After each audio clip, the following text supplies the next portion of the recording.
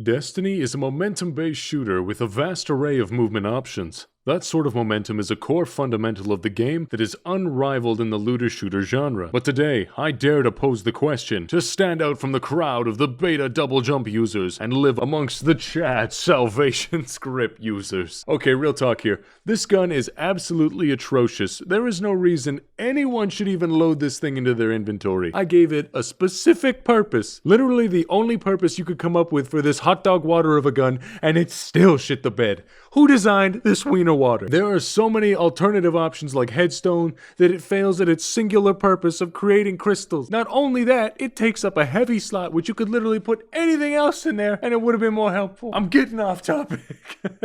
This gun hurt me and I'll never be the same again. But all jokes aside, today we're going to be asking if you can beat the Witch Queen campaign without ever double jumping. This challenge is one that definitely has its difficult moments, absolutely not for the reasons you would have expected. Now to set some ground rules, I'm not going to be cheesing this with Eager Edge or any other perk-based movement option like Icarus Dash. This is purely ramming my head against that wall until it comes down. Are there better ways of doing this? Absolutely, but this is Rylee Reloaded, where thinking is an afterthought. Think twice? Huh, buddy, I don't even think once. But with all that being said, let's get into the video. Before we dive into the first mission, I need to do some prep work. I start off by grabbing this god-awful abomination from deep within my vault, infecting me with instant crippling depression, and giving me a way to create platforms to help deal with any sections that require verticality. I switch over to stasis and glacial grenades for much the same purpose, and commit true acts of heresy upon my warlock brothers by modding in 94 mobility. Next up, I load up the mission, set foot in Farmer Jeb's corn hub and witness time pornography, get into a fight with some turtles while questioning why their skin like Red Legion when Keitel had her own Cabal colors only a season or two ago. Oh well, I guess someone at Bungie put the wrong enemies in and we have to move on. But an odd side effect of this challenge is training my body not to burst glide away at the slightest hint of danger. I'm used to bailing at Mach 8 the moment I take a little bit of damage or I go into the red. It honestly took considerably more focus than normal in order to keep my hands from making me dash away. I tightened my nuts, shot my way inside the base of the cannon, dunked some orbs, and hit my first jumping puzzle. I thought I would need more momentum to clear this because for some reason the gaps were much larger in my head, but it is no match for a 90 mobility warlock with transversives, and I easily progress. I cautiously approach this hole because there have been times where I've fallen no more than 3 feet and my ankles folded like your mom after our first date, but much like the latter, I land relatively softly and enter without issue. I wipe the floor with 2 engineers and ascend the elevator. At the gun, I cautiously jump to the side and enter the gun and get launched into Savathun's ship. Upon entering Savathun's ship is when we get a real taste for what this challenge will entail. There's a lot of verticality inside of this DLC. Bungie level designers finally realized that they gave us all these advanced movement and that they should finally let their players use this toolkit in order to progress their missions. While it makes for some grade A level design, when you're crutching on Salvation's grip for 50 minutes trying to clear a jump, you start to lose faith in all that is good in the world. While this jump doesn't take 50 minutes, I am definitely foreshadowing. I try to stasis grenade bounce to the other side, undershoot it vastly, panic shoot to save myself, and wind up eating sand. Just to punish my pitiful technique, the Bungie god sentenced me to walking all the way back from the base of the cannon. I run all the way back and get ready for round 2. Immediately, I slide off my stasis crystal, panic float on accident, and eat yet another face full of dirt. This time, however, the game was slightly kinder and only respawned me a little ways back. I glacial grenade the wall, almost slide off, and cross to the next section. I try to mantle this waterfall, then when it fails, I shoot a stasis crystal and I climb up. And upon entering this next room, I am greeted with a path that I am unable to jump over, with knights shooting their boomer cannons at me. I Salvation's grip across, kill the knights, and begin looking for a way to climb up. This section involved a lot of verticality, something my little legs cannot compensate for. You really get the sense of just how big and wondrous a lot of these set pieces are when you can't glide up them like Batman. Even without double jumps or glides, Guardians still have an impressive vertical as they seem to glide a little ways through the air even with normal jumps. I guess centuries of fighting, running, and gunning will give you that impressive layup, but the only balls being dunked are the ones that Salvation's grip is slamming on my forehead. This gun blows. If your foot is within a foot of the crystal when it forms, it will become intangible and you'll just fall through it. This isn't so much of an issue as I climb up these platforms, but in the later section, it kills any notion of happiness that once lingered inside of my body. This part took me a long time, with me constantly falling into the pit below. I thought that at this point I was going to have to restart as my Salvation's ammo was dangerously getting low, and I couldn't find the angle to jump on the crystals without slipping, but I held strong, died a couple more times, pondered the meaning of life for a moment, and finally made it to the top. I then carefully platformed down into this room, touched the glaive blade, got into a fight with some hive, and moved into the foreshadowed hell zone. For the most part, this has been a rather straightforward, with not too many jumps that have made me think. That all changed when I hit the exterior of Savathun's ship. It's easy to get across until you reach this jump. I was stuck here trying to figure out the way across for no joke an entire hour. You can't jump across because you don't have the velocity to even get you nearly close. I tried to go on the sides and scale it, but they had a kill barrier in place that would kill you when it counted down to 0. This is where the intangible crystals really messed up my day. I thought maybe I could clear it if I crystalled this pole, created a running platform, shot the other side, and jumped across. After a couple failed attempts and falls through the intangible crystals, the unthinkable happened. I ran out of Salvation's Grip ammo. Not knowing what to do, I went to orbit, saw I had a checkpoint, and loaded back into the level with all my Salvation's Grip ammo intact, then repeated the process for an absurdly long time. I tried something new and stumbled upon a happy little accident. Upon jumping on the sides, I realized that there was a slight region where you could bypass the kill barrier, completely changing the course of the run. Scaled the side and shot my gun into the air because the pain was finally over, crystalled across, killed a fellow ghost with no mercy, stared down Savathun, and completed the first mission without double jumping. Moving on to the second mission, we begin where the previous mission ended and get into a fight. I kill everything around me and wait for the big door to open. When it takes a while, I turn around and notice this sneaky boy knight behind me, blocking my progress. I make him pay for his cat-like stealth skills and activate deep sight at the back. I climb up on the spike protrusion on the hive architecture, scale the pillar, and I'm able to progress easily with regular jumps. I enter a dark catacomb, where in the trailer for this DLC, they showed someone way too stressed out for a person dealing with only thralls in this hallway, and I once again climb across with a series of normal jumps and manage to cross the platforms without any difficulty. I continue on down a gorgeous hallway. Seriously, the Bungie designers really outdid themselves this time. The color scheme is just out of this world, and around every corner, there is something beautiful to see. I activate a gate control and can barely contain my need for speed as I wait for this slow-ass gate to descend and travel onward to the Scorn vs. Hive mosh pit that is taking place in front of me. I lay waste to the Hive, get into a fight with a Hive Guardian, dust my knuckles with its life juices, and meet a friendly ghost named Finch. There's not too much in the way of platforming for this mission. Easily the hardest part would have been the fighting sections where my health would become critical and I'd have to restrain myself from princess gliding away, but it all goes down relatively easily. With the investigation out of the way, it was time to start the ghost mission. I get into a fight at the starting section with a Hive Guardian and introduce them to the brave new world of urban violence, shot these oddly disturbing sacks of goo, absolutely annihilated 3 Hive Guardians like they were nothing but dirt beneath my heels, froze some guys with a rift, and entered the next platforming section. This wasn't all that difficult as the way forward was relatively straightforward, not requiring me to use my platform creating weapons and abilities very much. This part right here was the only one that really gave me trouble, but I hit it with Salvation's Grip and moved on to the Scorn Walker. In this fight, I made a huge mistake of actually trying to use Salvation's Grip as a viable weapon, or even a viable tool for that matter, but in the end I still splatter the insides of the Scorn Walker and move on to the next jumping puzzle. I have to use stasis crystals a couple times, but it's still a relatively easy climb up to the top. I slap around a small Legion of Scorn, destroy some crystals, and look down the hole that's in the middle. One of the challenges with landing on a stasis crystal is that sometimes they can be a bit slippery. That may be due to them being, ice. So taking any fall onto them is usually a risky endeavor. But to my surprise, however, this goes relatively well and I descend the hole without so much as a single slip-up. With ankles fully intact and my hatred for Salvation's Grip slowly waning, I fight a Scorn Baron until he retreats, descend another hole with yet again no difficulty, beat the Baron, and finally gather Sagira's shell, completing the third mission. The fourth mission is one of my favorites in the entire campaign because we got to explore things that were alluded to in the previous DLC.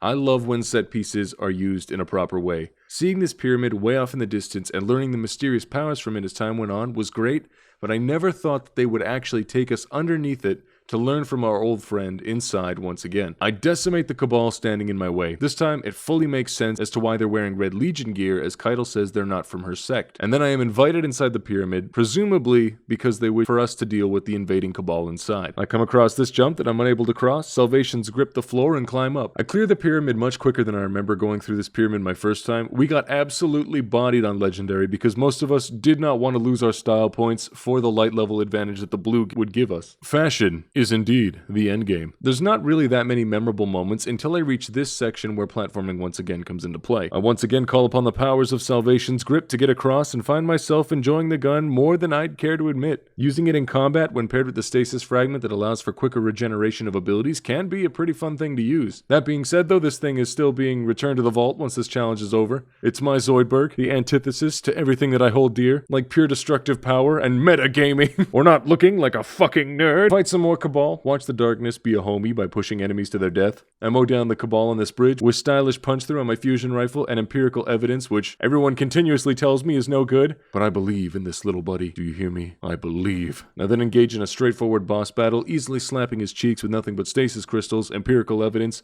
and this beautiful fusion rifle. I then tweak out on dark energy and beat the communion without double jumping. Now this mission is one that really put some hair on my chest. For most of Destiny, I followed the mantra, leap before you look. But in this challenge, it has taught me absolutely nothing. I still do it. I still took this jump with reckless abandon. But honestly, it worked out better than I could have expected. I tried to launch myself up with my grenade into the sky, but wind up falling through the intangible crystals, and it was around this moment that I began to realize it wasn't a problem with Salvation's grip. Maybe I was the problem. The problem wasn't with the crystals in this dogshit gun. The problem was within me. I was too eager, too impatient in my previous ventures in life. What lessons could we learn from this moment? What truths could be revealed from this beauty and introspection? Reflections into the self that I once was. What was possible in this brave new world? The answer is absolutely nothing, because we here at Rylee Reloaded, we don't learn. And I completely whiffed this next jump, but not being one to get knocked down and not get back up, I line back up and attempt it once again. And I easily clear it. But in doing so, I run out of Salvation's grip ammo. But we make it to the final jump, and I shoot the sniper who's been shooting at me for this whole time in the jumping puzzle, wounding him just enough so that when I get up there and beat his lanky ass, I can one-tap him like it's nothing. I see the jump looks way too high for me to make it, and then something in my brain goes, I can make it. I could not make it. I then watch as the smug bastard laughs at me from his nest and then kills himself in the same manner just to style on me once again. With no ammo in Salvation's grip, I return to orbit and reload my checkpoint to get ammo back. Sadly, that checkpoint was at the beginning of the mission, and I redo it all until I reach this spot once again. I return to the same jump, easily clear it using the stasis crystal's intangibility that has plagued me this entire game, but this time to my advantage, and smack the shit out of that Scorn Raider that laughed in my face before. I shoot some darkness, kill a boss, then stare at a pot that is much higher up than me, and it mocks me for my inability to glide. I throw a stasis crystal at my feet, jump in the bowl, and complete the main objective. Shoot the crystals as a victory over the forces of height disadvantage, and then break it down in the bowl. I then enter Savathun's memories and become her little shoulder goblin, and upon reading this book beside Osiris, I realize that he's a lot smaller than I remember, and I close out this mission, once again, without double jumping. Starting the Cunning isn't too eventful, as I easily overpower the Scorn, as this isn't legendary difficulty, and come face to face with my next greatest challenge. I knew this part was coming up, but wasn't quite sure how I was going to tackle it. This is an insanely high drop that is practically guaranteed to kill me. In fact, sometimes 3-foot drops kill me because my ankles are weak, easy to cross. But one of my favorite things in Destiny has to be the leaps of faith like this one. Those huge descents into these massive set pieces, like the one you got at Crota's End Raid when falling into the overwhelming darkness. It was just an amazing thing to see. And this one is up there with it as well. But the problem lies in the fact that I can't activate my glide in order to stop my velocity, so I begin looking for a way to get down without cracking my skull on the pavement. I find this little side outcrop and figure I might be able to Salvation's grip my way down the ledge, but again I slide off my stasis crystal, panic shoot to catch myself, completely missing, and res back at the outcrop. I then see there's another little outcrop next to my outcrop, and I jump to this little side thing and realize I'm pretty stuck from this point, and for some reason, I make the logical choice of yeeting myself into the abyss. Halfway down, I remember that when casting your super, there's a little bit of time when you slow down your velocity. I pop my super, and when I casually descend, I applaud my brilliance and move on down the bridge. The next jumping puzzles are pretty easy as my mobility is maxed, and transversives add to that, carrying me across them without any major issue. I clear the bridge, watch as this part of the bridge clips into the other one, defeat the Scorn boss, and shoot the talismans to make platforms. While I can't reach the platforms with a standard jump, it is no problem for Salvation's grip, and we grab Savathun's father's worm. The boss is a pushover until the really scary entity arrives, that being the Screebs. I absolutely clown on this Ahamkara, and as a final FU, he flashbangs me with a light so bright in my dark room that it permanently burned into my retinas, and then emits a poison miasma that will kill me in 2 minutes, unless I make the most tactical of retreats. I deck the halls of this raider, signaling an early Christmas. Secure a vehicle, get slapped with a mace, and then ascend an elevator, unscathed. I take a moment to reflect over my achievements as I take a seat on my handy-dandy pocket chair and beat the Cunning without double jumping. Now we load up the second to last mission named The Last Chance, and I didn't expect this one to be one of the harder missions in the game for a challenge like this, immediately making me have to use my stasis grenades to cross these gaps. I am once again clowned on by an enemy, this time it being a moth. Now my original thought on this level was to climb up the side using Salvation's grip. I quickly realized that that could only take me so far when going through the route that you're supposed to take inside of this level. When I reached the top, there was this gap that was far too large for me to jump across, but that wasn't going to stop me from trying. And when that didn't work, in a stroke of what I thought was genius, I ran around to the side and tried to cross with Salvation's grip. I climbed across it like it was nothing, using the intangibility of the crystals to my advantage. I jumped to this little swinging thing, and to my surprise, it was a tangible object that I could stand on. But thankfully, the cable holding it wasn't, creating a perfect platform for me to wait for my grenade, since I was once again out of Salvation's ammo. I get into a fight, destroy some hive goo, activate deep sight, and climb up to this spot. I try to jump on the other platforms twice, but always come up a little short. Eventually, I finally give up on that platform and decide I'll jump to the swinging one instead. Now once again, come up short, and it respawns me further back, and I accept defeat with no ammo in Salvation's grip, and I return to orbit. Now this is something that I think is an actual stroke of genius, and something that I'm actually kind of proud of myself for. Upon getting the Hive Knight Sword, I remembered that there's this special property to these blades. With the Hive Knight Swords, you can keep tapping attack in the air,